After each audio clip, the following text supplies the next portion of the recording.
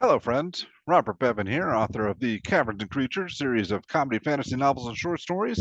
With me is Sam West, and today we're going to break down our top 5 picks for level 3 wizard spells and one worst. Yes. That All one right. I might have cheated a little bit. I might have picked two for the worst because I could not pick between them. But You cheat sorry. in every video. I cheat in some of the videos. I don't. And these ones I've cheated, I think, on all of them, just because I'm like honorable mention. It's basically the same, but just a little bit Yeah, worse. that's fine. That's fine. Mhm. Um, I had a, I had a clear winner. I wonder if it'll be one of your two choices. Yeah, I ordered it. My clear winner, I think, is just like we'll get into it, but I'm talking I about think my winner all for worst. oh, okay. Yeah, the one you cheated with, right? Yeah. Yeah, sure. Yeah, Um, we'll get there when we get there. I no, start I all don't these have a off. clear winner for best. Yeah. As Oh. always, disclaimer, Sam ranks his. I do not. I just mine are top 5 in no particular order. Mhm. But since yours are in order, why don't you give us how do you usually go? 1 to We'll go 5 or bottom up 5 to this time. 1? I think All it right. builds more excitement, and then you're gonna say one Yeah. of the ones, and I'll be like, "Oh, that's my number one," and it'll be great. Any case, my number five is actually fear. Fear. I'm a big proponent of fear. I think it's a very solid third level wizard spell that has a very big impact on a fight. It eats actions. It eats a lot of actions. It imposes a good condition that makes it things have a bad time fighting the creatures generally around you. It is a pretty large cone. It's a great kind of get the hell off me kind of thing, but you can also use it from a fair distance away to get like frontline creatures really messed with. I don't know. I think it's pretty awesome. It's concentration, but most of these third level spells are. So if this is like the one that speaks to you the most, I think you could pretty reliably use this encounter to encounter. And even outside of combat, like just being like, everyone run away right now can be nifty in some niche cases. If you need to like, get a stampeding mob through cause a distraction, or maybe you're just like, we really need them to not see what's about to happen here. Everyone turn around. I think there's some nifty applications with it. I think it's a pretty cool little third level spell. Well, fear made my list as well. Oh, nice. But for a reason that you didn't even mention. Mm-hmm. Free stuff. Yeah, it drops other things. That's my favorite line of text of the spell. Just that's what turns the tables for me. Mm-hmm. Yeah, I think they run away, but they drop whatever they're holding, presumably weapons. Mm-hmm. So now even if they make their saving throw or whatever and come back to fight you, you've got their weapons. Mm-hmm. That's exciting. Speaking to saving throw, I also think it's really neat. It only gets to make the save if it gets far enough away that it can't see you anymore.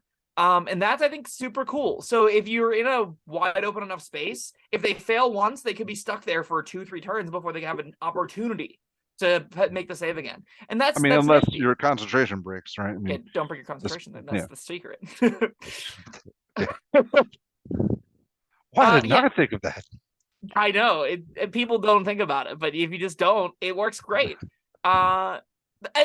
This is number 5 on my list because I think it's novel. I think it's nifty. I think the like little upsides that you mentioned, where it's like, oh, they dropped their things, and there'll be some moments you'll be like, hey, they were holding their coins, weren't they? All right, Bard, get all those things. Rogue, use your bonus action and scoop all those goodies up. Let's make a break for it. There can be some super cool moments with that. I think this is an underrated spell. That's why I wanted to really highlight it here, because I think it deserves a top 5 spot. I think it deserves a spot on more character sheets, just because you're going to bust this out. It's going to have a bigger impact than you're ready for, and it's going to like wildly turn the tail, like tide of a fight in a way that you're just, it's very powerful and useful. Is it better than a fireball at doing that? Probably not. But, we'll get to fireball in a bit. What? Is that a spoiler alert? Yeah. No, for all those reasons you said, fear would not have made my list. But for the dropping things. The dropping things, that alone, probably wouldn't, not alone, but no, that's my favorite part though. Mm-hmm. I love that, like, canonically, just if you only know you through our videos, you love Dungeons and Dragons as a civilization building simulator where you build cities and things out of rocks, and as a petty thief, and nothing else. Nothing else really matters to you. I wouldn't say nothing else mattered. I think that's a fun aspect of the spell.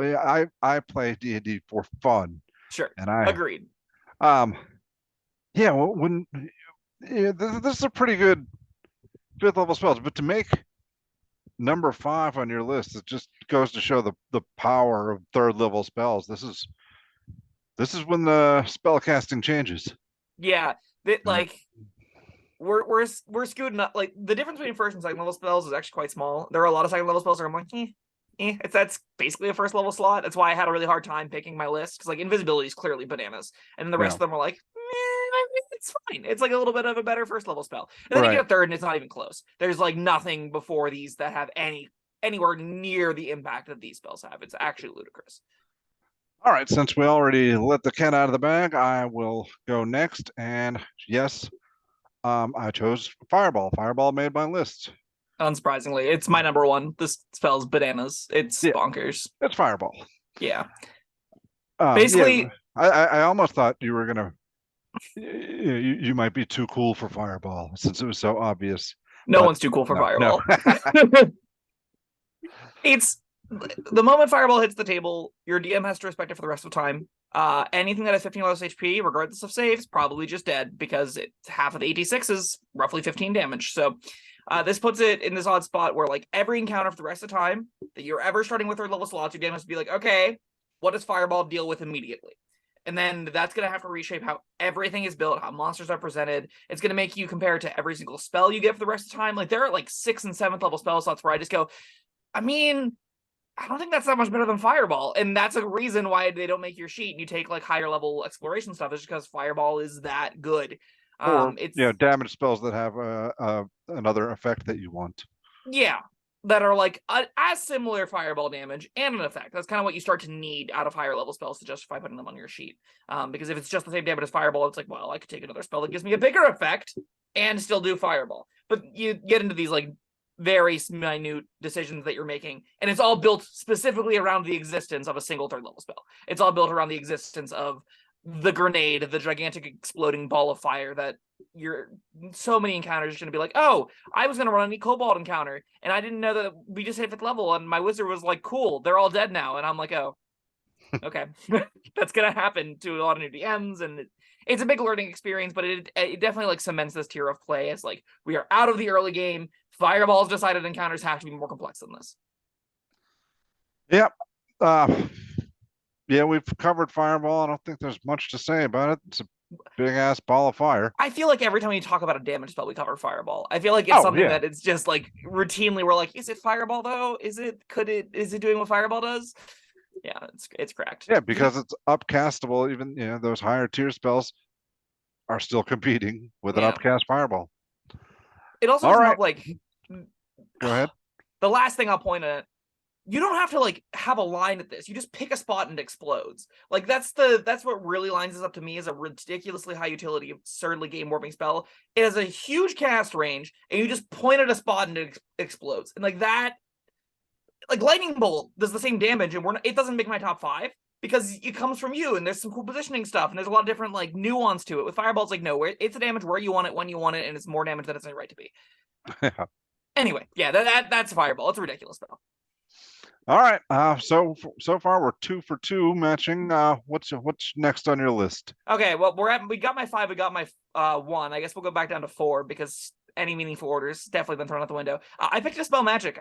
This might earn a higher spot depending on the tier of play you're in. But Dispel Magic it's a really important spell at a lot of tables, and even at tables where it's not like super important, it is just generally useful. That's why I think it makes my list. All right. It did not make my list. I guess. I mean, I can see the value in it. It's just one that I've never used very much. So, meh. I would go as far to say Dispel Magic is like, in the upper tiers specifically, it's one of like the linchpin spells that you just have to have on your sheet. Namely because it's a 3rd level spell that can beat any spell higher level than that. It's a delayed counterspell is a way to think about it, kind of, but it also affects other worldly elements. So, like, if the wizard, the big bad evil guy, puts Dominate Person on your barbarian, for a 3rd level spell slot, you can dismiss that effect, and that is really good whenever it's competing with their 7th level spell slots. Now, granted, you have to make a check about it, right? Like, you have to actively beat a DC. Specifically as a wizard, though, that should be kind of like, that's your job. You should be able to do this. That's where you get using the bardic inspiration that your bard gives you. That's wherever you're dumping the important things into it to make sure Dispel Magic works. And if you're ever trading a 3rd level spell slot for a better one, you're really happy with that. And on top of that, while Counterspell I find is slightly more niche in that you have to care about dealing with specifically enemy casters. Dispel Magic has a little bit more flexibility. Dispel Magic is something you're gonna see pop out even at tables where it isn't necessarily mitigating spell effects with a little bit of DM flexibility, because a lot of homebrew worlds are going to involve magic that is not innately based on the spells that are written into the system, but it's going to be magic that exists the DM thought was neat. And Dispel Magic is going to interact with that in a way in a lot of times that just other things can't. So like if you're on like a floating elevator, for example, that are, racing into some steampunk world, dispelling the enemy elevator so it starts plummeting out of the sky seems really sweet. And that's like something that the spell does at a 120-foot range that really nothing else in the game can do. And like not even in the upper tiers, it becomes just increasingly more valuable. In the upper tiers, like you're willing to spend 5th level spell slots to guarantee some 5th level dispels. You're willing to burn even like your 3rd and 4th and even up to like 7th and 8th sometimes just to make sure powerful important effects go away. I think it's an incredibly invaluable spell for the spellcasters. This is like my one wizard hygiene spell I would recommend. Like it's good practice to have this on your wizard at some point in time. Maybe not at the 5th level when you get it, but at least by like 7th or 8th, I'd probably want to get this on my sheet somewhere, just because it is really impactful and very useful in all tiers of the game. Yeah, Counterspell didn't make my list either. Did it make yours before? No. No. All right. It honorarily mentions here there are some tables that need it. Most tables don't. I just because of I'm still confused as to how it works. Oh, sure. Whether or not we talked about it. What was the issue? Whether or not what the spell is they're casting when they do it. Right. Yes. Are you countering a cantrip or are you countering their 8th level spell? And it gets muddy and it gets inconsistent. There are tables where it is, again, really important to have whenever you're dealing with really lethal fights where every fight has casters in it because you're trying to compete with the player resources. But I don't think there's most tables. I don't think you need Counterspell on your sheet. I think oftentimes it's going to feel dead, which is why I can't make my top 5. And it also didn't make either of our lists, so we should probably stop talking about it. Fair. Dispel Magic, though. Good one. Didn't make my list. Instead. Let's see. Let me get up my list here. Nope, that's not it. All right, Haste. Haste made mine. Okay, yeah, it would. It's a powerful one. It's a good spell. What about Haste really makes you love it? Well, it does so many things. There's the added speed, extra attack, and what else? There's another thing, right? +2 AC. That's a good one. Yes, and it is concentration, but as long as you cast on somebody else, then you sit back and protect yourself and let them go do the hasty damage stuff. That's fun. Definitely also, it really encourages, I think why I like this version of Haste versus like older versions of Haste, it really encourages you to put it on somebody else, just because you want to be casting spells. You're a wizard. That's like your whole shtick. And it doesn't let you cast more spells. It doesn't let you get free cantrips out. You have to take the attack action with a weapon. And it has to be like a weapon attack. Or you need to be using it to dash, you need to be using it to disengage or hide. I think dodge would have been perfectly fine to put on here. I think a free dodge every turn for your fighters and barbarians would be a neat option. I think it would be one of the rare times you'd consider using it over attacking. But for the most part, whenever you're casting haste, I see this rarely going on the wizards. It's almost always being like, okay, haste the fighter, get in there, or haste the rogue, go get extra kills or whatever.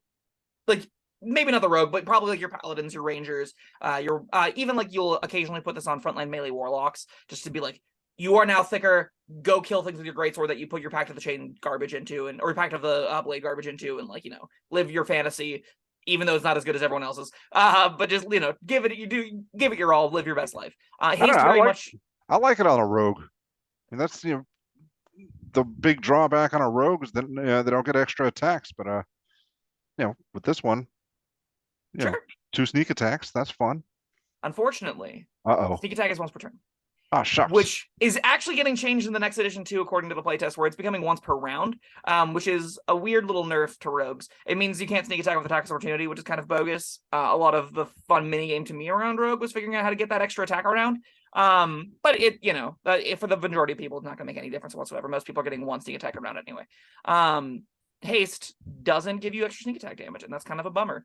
That's why I don't love it on rogues, but it's still like if you have no other frontline character to put it on, or you don't want to put it on another frontline character, like if your rogue is skirmishing, An extra D8 plus 2 is good. An extra D8 Yeah. plus 3 is good, right? Like, there's not a reason to not want the extra attacks whenever you're given that option. And it gives them other useful things too. Now they have, they can dash at double speed with an extra move and like just fly across the world, right? Like cunning action with the haste speed doubled plus the hasted action dash.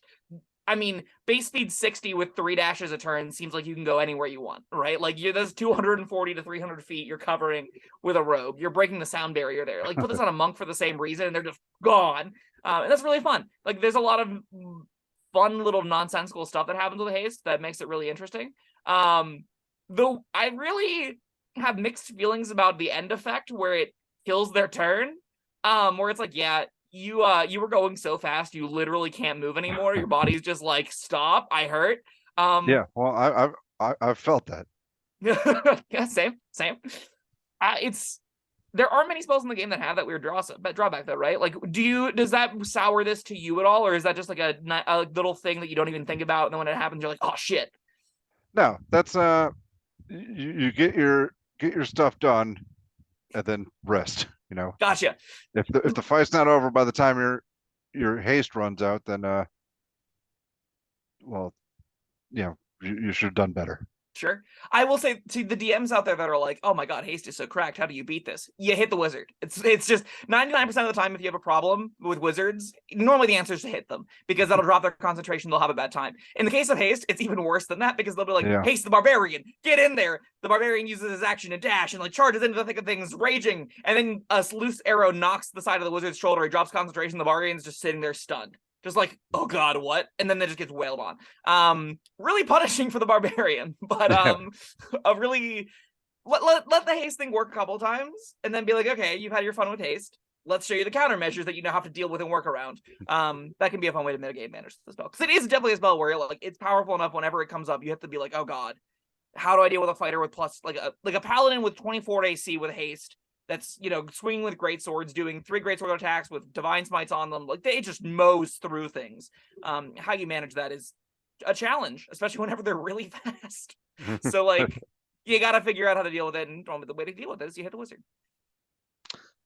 All right. Well, that was haste. It's your turn. What else you got? My last one. I don't know if this is on your list, and this is, again, I cheated a little bit. I cheated just a little bit.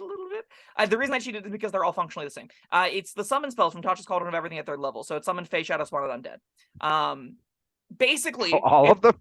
If you lump them all, so all of the Tasha summon spells functionally do exactly the same thing. Whenever you cast them, you summon a creature, and then you pick up one of the types. You could literally just compile all of them onto a single stat block and just list the types down that they have the varying abilities for, and it would work, right? So you'd be like, undead, this, and that's just a list of different abilities in the stat blocks. Otherwise, they function exactly the same. And for that reason, like, I think all 3 of these, Shadow Spawn's probably the worst of them. I think Faye's probably the best of them, but they all deserve a spot on the list because summoning magic is just really powerful. And how Tasha specifically handles it is you summon it, you tell it what to do, and it does the thing for an hour. And it's one creature. It's really easy to manage. It's not like game warpingly back-breaking like some of the conjuration stuff is that you get in 4th level, like Conjure Minor Elementals.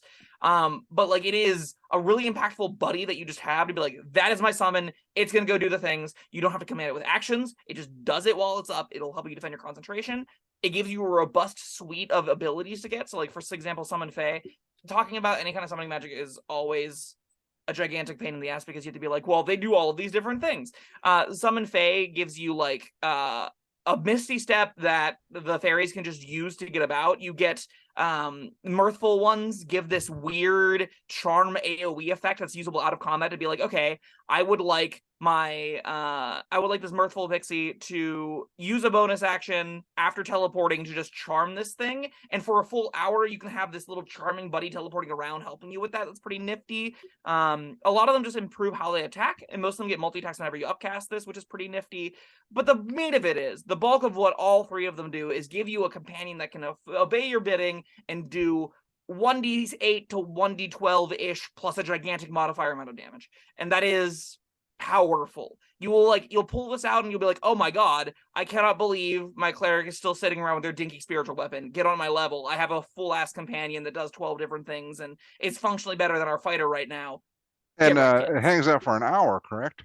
Yep. Yeah, a whole ass hour. Yeah, that's pretty good. It's bananas. If I would a neat thing I will say, you'll notice that we've talked about a bunch of different spells that require concentration. So haste, summon spells, and fear all eat your concentration. So they are competitive. So you don't necessarily want all of them on your sheet all the time. But there are things you'll consider going between to be like, all right, I want to do the haste thing. If I don't want to do the haste thing, do the summon thing. If you don't want to do the summon thing, maybe fear gets on your sheet. I think fear maybe fits in a little bit better with the others because it's only got a minute duration and you're not intending for it to last for its full duration like the summon stuff is. But in any case, it's a real consideration that I think is now neat. You now have a lot of really competitive top end options for wizards to sort of diversify yourself from other wizards. I will say, choosing 3 spells isn't cheating a little bit. They're all functionally the same spell, Bob. I Yeah. could have said any of them and then been like, Well, okay, yeah. if you don't like undead, pick Fae. If you don't like Fae, pick Shadow Spawn. Like, they're gonna do almost the same thing for all of them, right? Undead give you a weird ghoul that does like paralysis stuff. Shadow Spawn gives you like a area effect, fear, slow miasma thing. But like, But I think those differences are like what's important about the spell. I think what's important about the spell is you have a body that does damage, and it's a Yeah. body that interacts with the world in a bunch of different ways. All of those things are little menial upsides. Like, you're not going to be often seeing the Shadow Spawn miasma be a really important, impactful part of the spell. Most of the time, it's just a buddy that's cutting somebody open, and like that's same with the Fae. That's same with the undead. Normally, it's just like, okay, it has a ranged attack option. It has a melee attack option. They all are a buddy that is whacking things in combat, and out of combat is an extra body that has a fly speed or whatever. All right. So we've been through your entire list already? All 5 mine are done. Oh goodness, I've still got 2 left. What do you got? Well, this one feels like kind of a cop out now because I already did haste, but also I chose slow. Slow as ass. No. Yep, we're gonna have some contentious bits here. This is gonna be the frostbolt of this video. Now I gotta go look up slow again. But all right, what do you have against slow? I think well, let's me, start with your. You're the like, one proposing it being great. Okay. Why is it great? It's like haste for everybody. It's not even remotely like that. It's in fact not even close to like that. That's not even remotely what this spell says. Well, that's not what it says. But I was looking at it in reverse.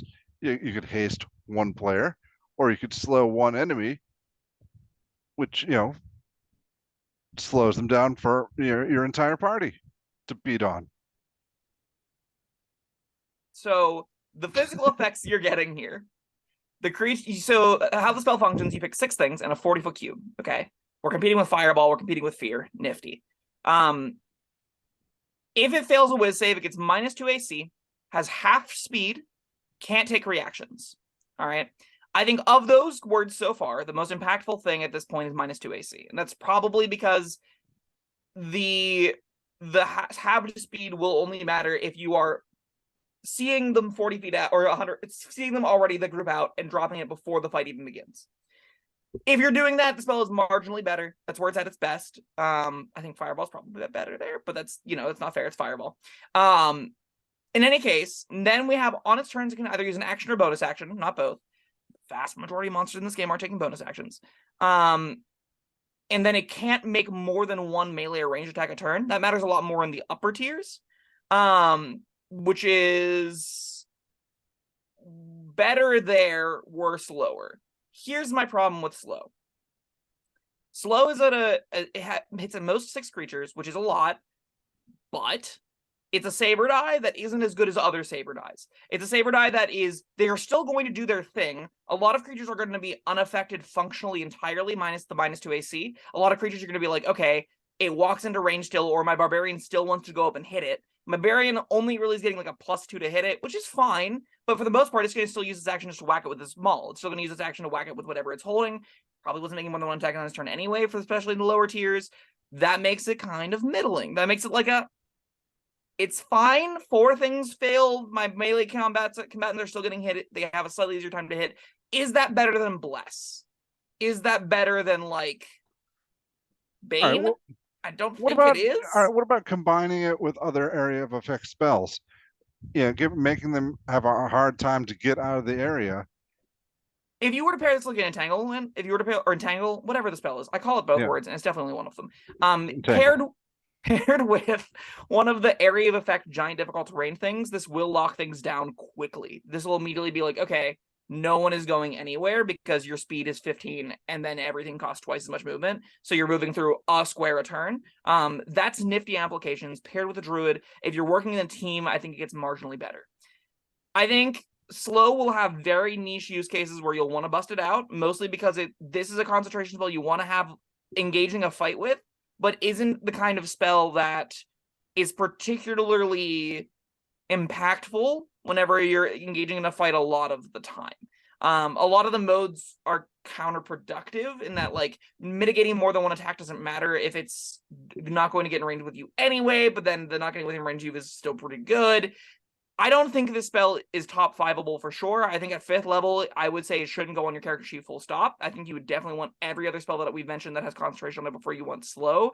I think slow comes into play whenever you're like in the mid to upper tiers dealing with giants that are making multi-attacks, dealing with creatures that are making 3 or 4 attacks a turn or are spellcasting that you want to negate. I think that's where it becomes like okay, we can think about using slow here. But for the most part, that gets a lot worse too because you have better things to concentrate on upper levels. But in any case, I don't think it has enough going for it to justify its cost. That's why I don't love slow.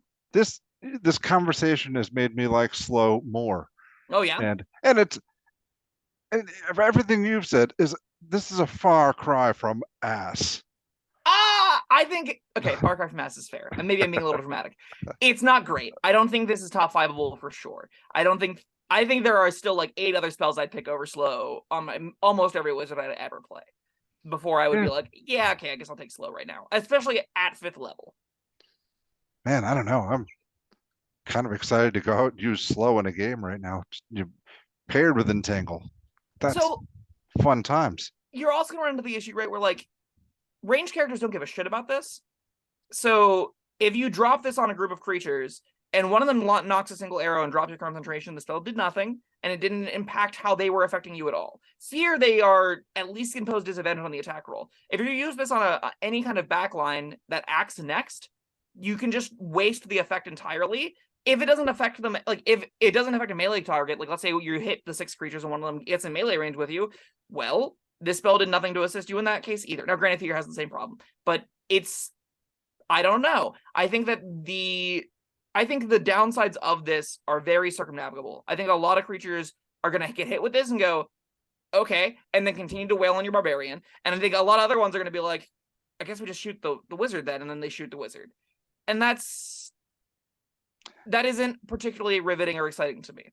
I think if you can get a group together that's like, all right, we're going to abuse the shit out of slow, and we're going to just dunk all of the difficult terrain into a giant bucket and grind them inside of this, cool, that could be neat. That could be a really fun team-building moment. That sounds awesome. I don't think it's the best at doing that. Like, I think I'd even take Sleetstorm over this at that point.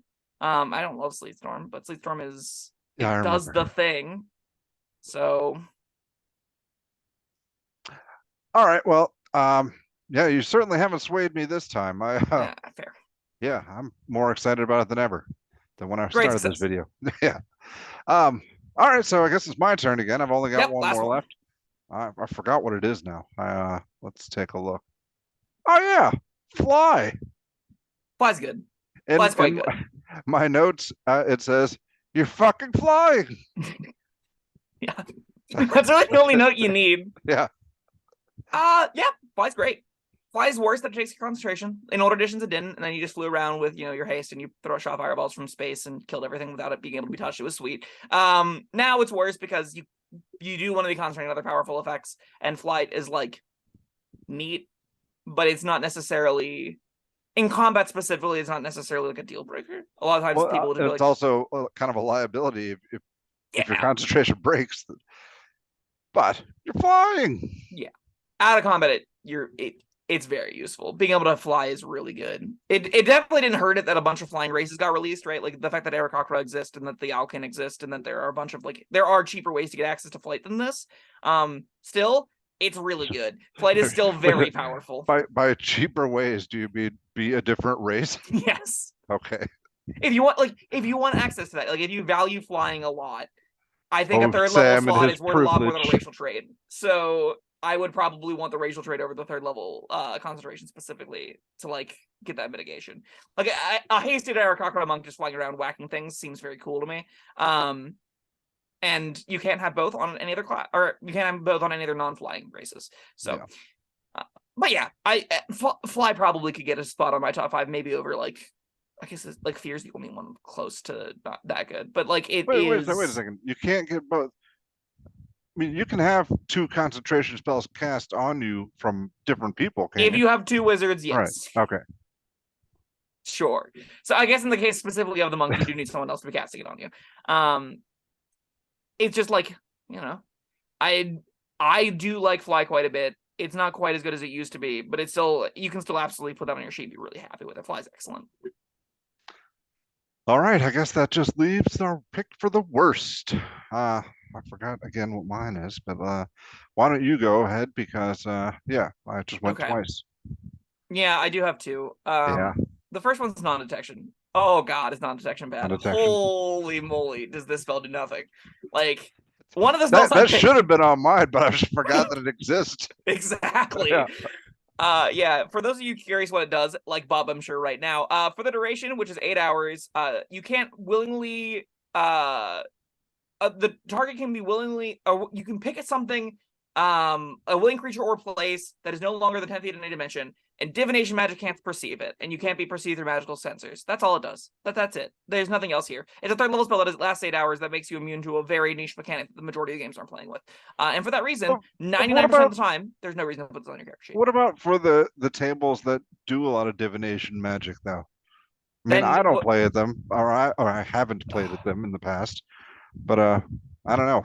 You get at this really awkward arms race, and I hate this arms race so goddamn much, because what happens is your DM goes, okay, you need to be worried about the evil villain scrying on you and using that to attack you.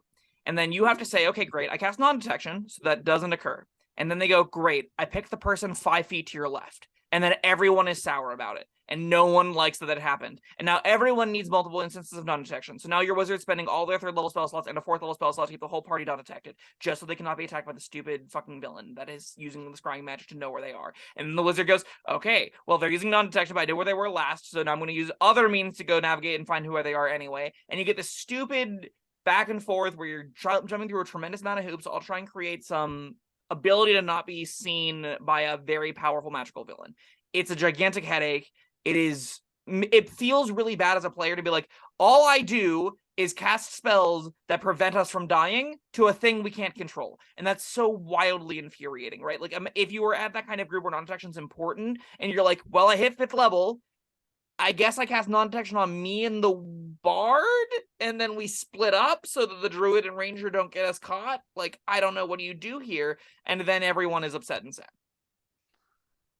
Yeah, don't play with non-detection. This spell's miserable. Yeah, I'm not going to argue with you on this one. It's not, but then again, like I said, I never played at those high divination tables, so just curious. All right, that was divination. My pick, I chose Vampiric Touch. That's my runner-up. Okay, I thought it might be. Yeah. Why did you hate Vampiric Touch? Well, pretty much the same reason we talked about in the video on it. Yeah, you're a wizard. You for this to work, you already have to have taken damage, which means you probably don't want to go near the thing that's been damaging you just to suck off like 3 hit points or whatever. One thing we didn't talk about, though, I didn't realize until after, this is a concentration duration spell. Yeah. But so, all right. So, do you have to keep beating them for this to work, or can you just bop them once in the face and then back off and keep sucking life out of them? What happens is, while you concentrate on this, you get a new action, and that action you can take is the one that deals and gains you HP. So you don't get to like continually suck. You have to hit them every single turn for it to work. Okay, then it sucks as much as I thought. No, as little, Bob. This thing doesn't suck at all. That's its problem. All right. Yeah, no, this spell's awful. You got anything else to say about it? It's terrible. Yeah.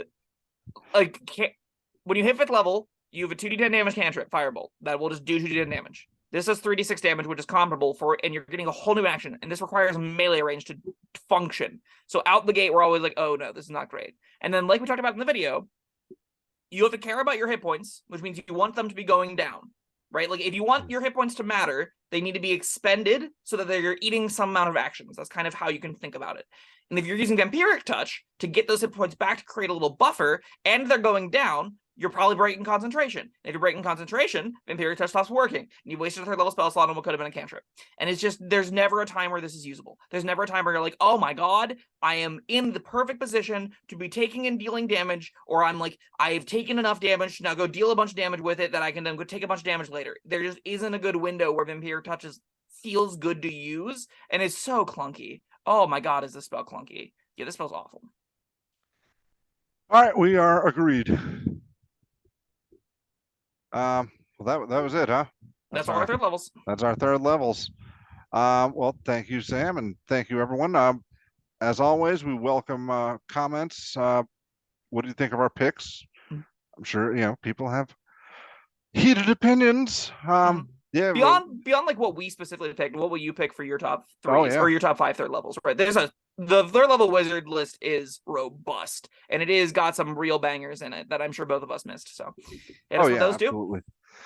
All right. Well, thank you, Sam, and thank you everyone for joining us. Tune in next time. Also, go back. We did a video on cantrips. We did first and second level spells. Go watch those. But yeah, that's that. We will see you next time. Bye-bye. Thank you for watching. If you found this helpful, informative, or entertaining, I'd really appreciate it if you hit the like button below. You needn't smash it. A gentle tap will suffice. If you want to see more videos like this, subscribe to the channel. And make sure you check out the links in the description, where you'll find my Caverns and Creatures series of comedy fantasy novels, Sam's full review of the spell, and other fun things.